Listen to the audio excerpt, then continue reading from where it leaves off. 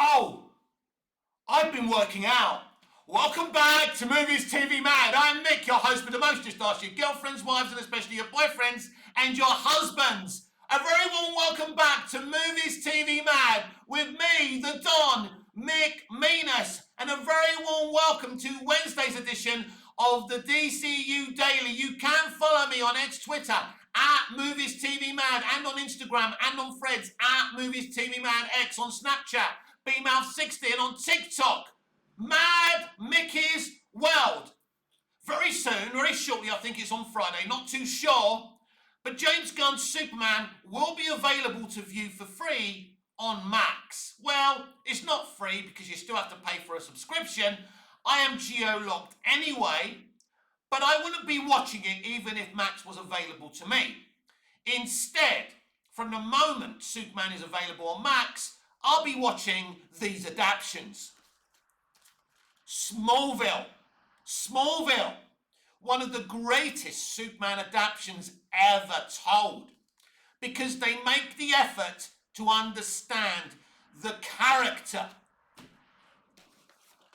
Superman 78, the first film I ever saw, my introduction to film, to celluloid, to this character, to the DC universe. And wow, in 1976, I think they started making this movie. At the time, it was one of the most longest shoots to date. They had to invent ways to make a man look like he was genuinely flying, and they did. But the storytelling, as well as the effects, have lasted the test of time. Dick Donner didn't want to mess with Granny's apple pie and Americana, and did a very faithful adaptation of Superman. And that's okay, by the way. So I'll be watching this as well. Man of Steel. Yes, Man of Steel is a very, very contemporary, modern take, post 9/11 take of Superman. That's also okay. His costume is darker than the Reeves costume, but it's still a wonderfully designed Superman costume. But it's contemporary. What Zack Snyder's movies do for me, they give me something I always talk about, which is a dramatic kind of pleasure. There's not going to be that scene where you have to have a joke. There's not going to be a dramatic moment where, you have to have a stupid joke. Let me give you a great example. James Gunn's The Suicide Squad, a film I quite enjoy, mostly, has this scene when Peacemaker is trying to explain why and how he will defend America by any means necessary. He says, he's in this jungle with the rest of them. He goes, if there was dicks around this jungle, I would eat every dick. Everything with James Gunn goes back to fart jokes and dick jokes. And as I said yesterday, you can't build a franchise out of fart jokes and dick jokes with now and again doing some good stuff, which is what James Gunn does. James Gunn's Superman is the first Superman film I didn't enjoy. The worst thing about it is Superman himself. James Gunn was asked to make a Superman film, write a Superman film at first. Then they had to really pressure him into directing it too. They asked James Gunn to do something James couldn't do and didn't want to do. But he did it out of pressure.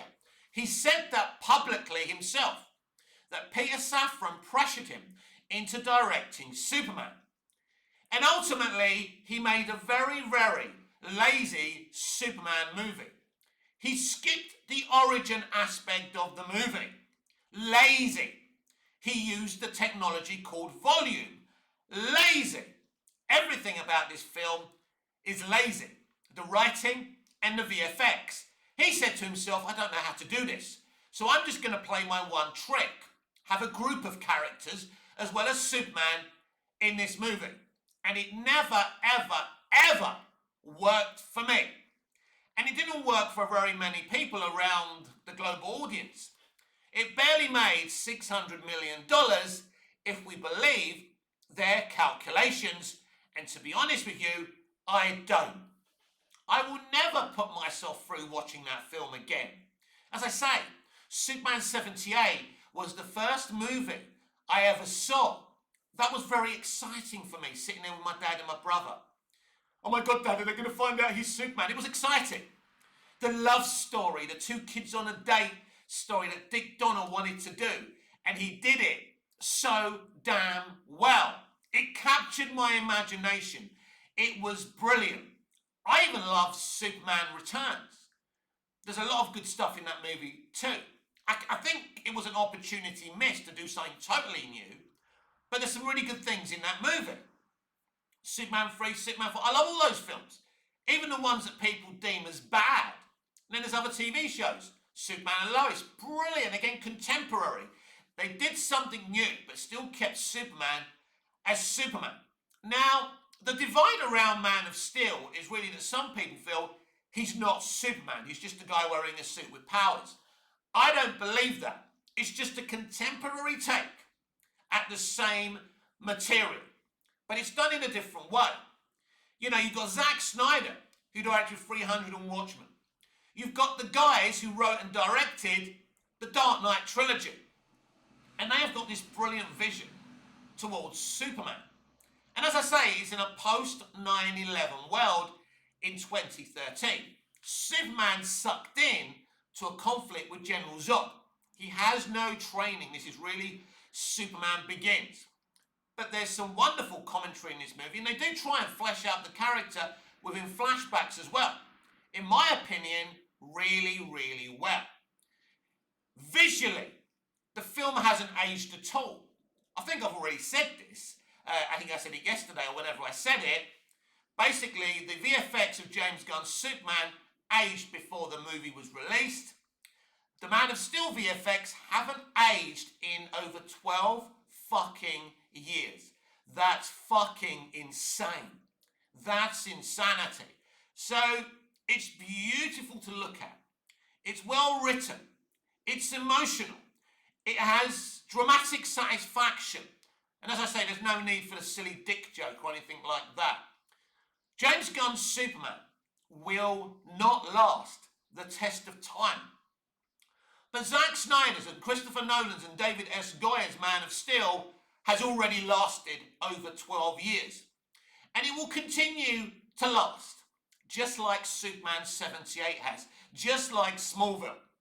10 seasons of fucking goodness every year fleshes out Clark Kent to his future of becoming Superman. Every year up to season 7, when Lex Luthor's a full-time character, fleshes out Lex Luthor. And it's amazingly done. It's amazingly thought out. There's nothing thought out about Superman. We need to make a Superman movie. We need to launch a franchise. We need to launch content. That's the motivations of Superman. But Greg Berlanti and Todd Helbig, a wonderful television show showrunner producer, who was in the early years of the Flash series when it was at its best, and did a wonderful job in conceiving this TV series Superman and Lois, and actually embraced some things from Man of Steel as well, which shows you how respected Man of Steel is amongst its peers, even if they don't have the guts to actually say it. The director, is it Del Toro, or is it Guillermo del Toro? Have I got his name? Sorry, mate, if I got your name wrong. Brilliant director, by the way. Was listing his favourite movies, and Man of Steel and Wonder Woman were on there. I mean, some other ones were on there as well, but it's good that he respects Man of Steel and Wonder Woman. They're great origin comic book tales. They really are. And they get into the heart of both of those characters. I think the DCEU origin movies are all fantastic. I think that Man of Steel is a great origin tale.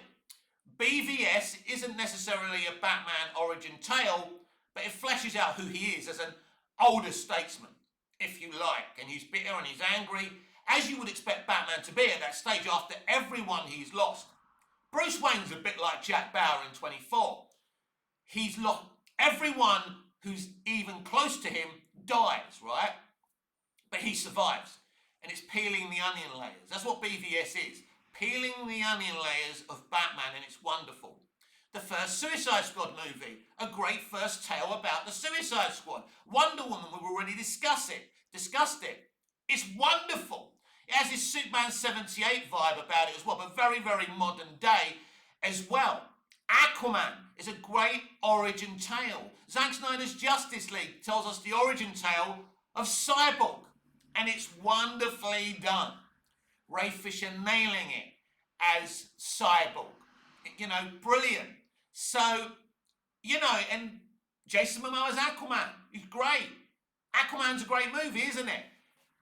We had they were all brilliant origin tales. I mean, you could argue after Zack left, Shazam wasn't a bad origin tale, but they didn't really do the Captain Marvel, origin tale.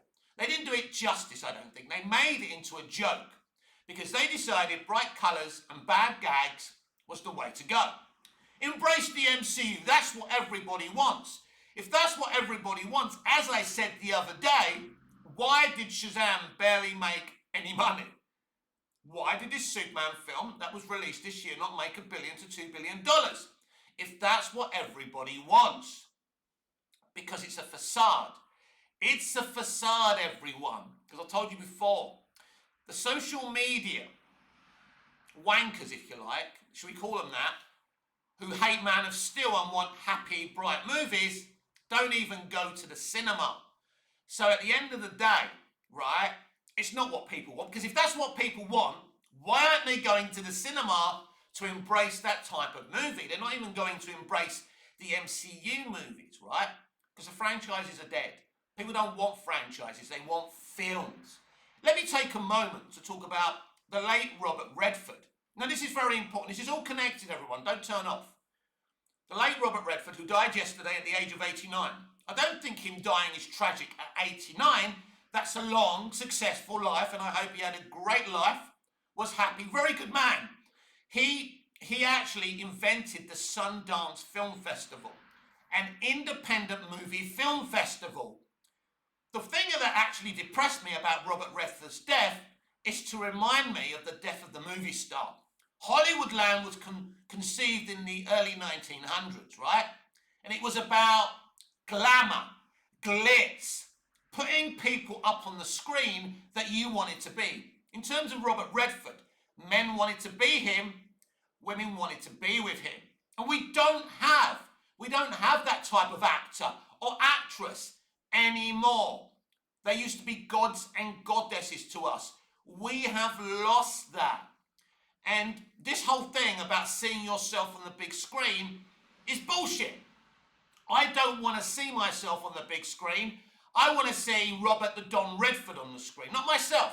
I don't want to see myself on the screen. I want to see Paul the Don Newman on the screen, right? Or I want to see Henry Cavill.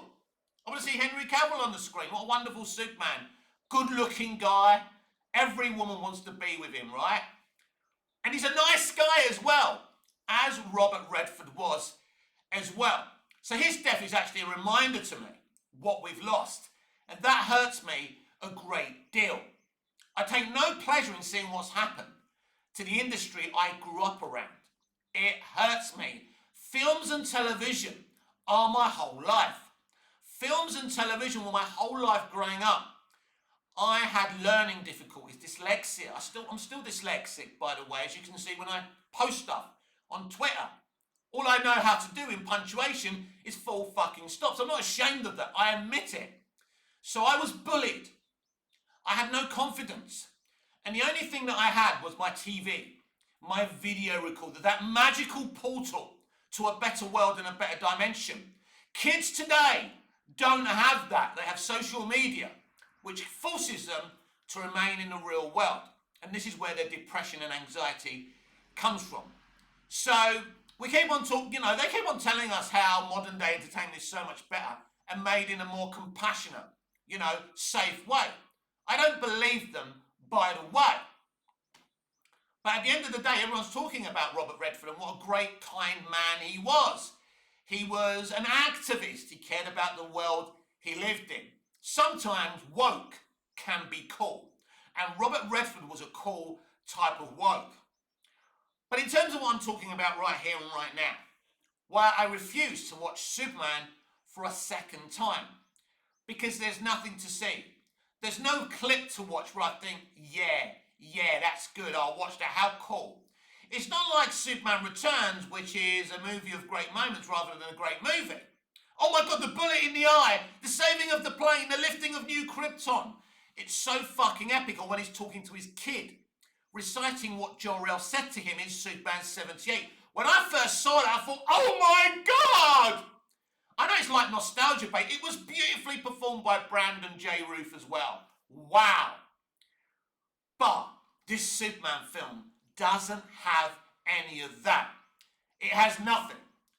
But these adaptations that I've showed you, and this modern day adaptation says, fuck you, fuck your nostalgia, we're going to make something new. We have an idea. David Goyer had an idea for a contemporary take at Superman. And he and Christopher Nolan and Zack Snyder worked together to deliver something modern, contemporary, and utterly beautiful.